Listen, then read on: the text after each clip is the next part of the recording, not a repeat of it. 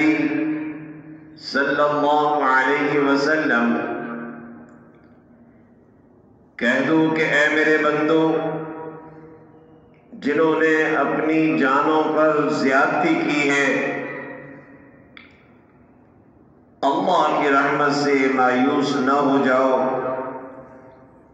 یقیناً اللہ سارے گناہ معاف کر دیتا ہے، وہ تو غفور و رحیم ہے۔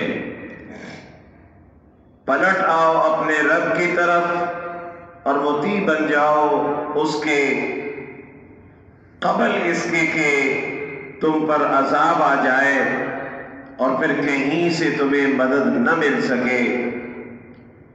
اور پیروی اختیار کر لو اپنے رب کی بھیجی ہوئی کتاب کے بہترین پہلو کی، قبل اس کے کہ تم پر اچانک عذاب آ جائے اور تم کو خبر بھی نہ ہو۔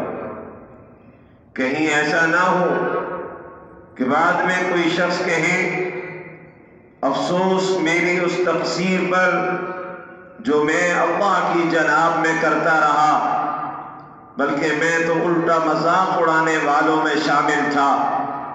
یا کہیں کہ کاش اللہ نے مجھے ہدایت بخشی ہوتی تو میں بھی متقیوں میں سے ہوتا۔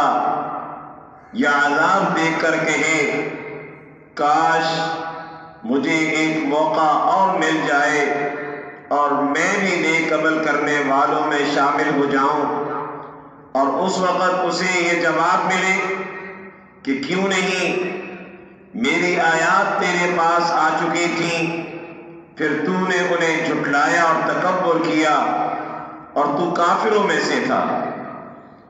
آج جن لوگوں نے خدا پر جھوٹ باندھے ہیں، قیامت کے روز تم دیکھو گے کہ ان کے منہ کالے ہوں گے۔ کیا جہنم میں متکبروں کے لیے کافی جگہ نہیں ہے؟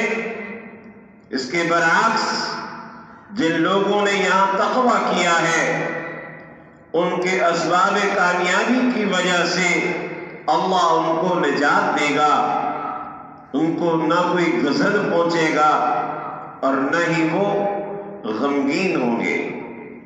اللہ ہر چیز کا خالق ہے اور وہی ہر چیز پر نگہبان ہے۔ زمین اور آسمانوں کے خزانوں کی کنجیاں اسی کے پاس ہیں، اور جو لوگ اللہ کی آیات سے کفر کرتے ہیں وہی گھاٹے میں رہنے والے ہیں۔ وآخر دعوانا ان الحمد للہ رب العالمین۔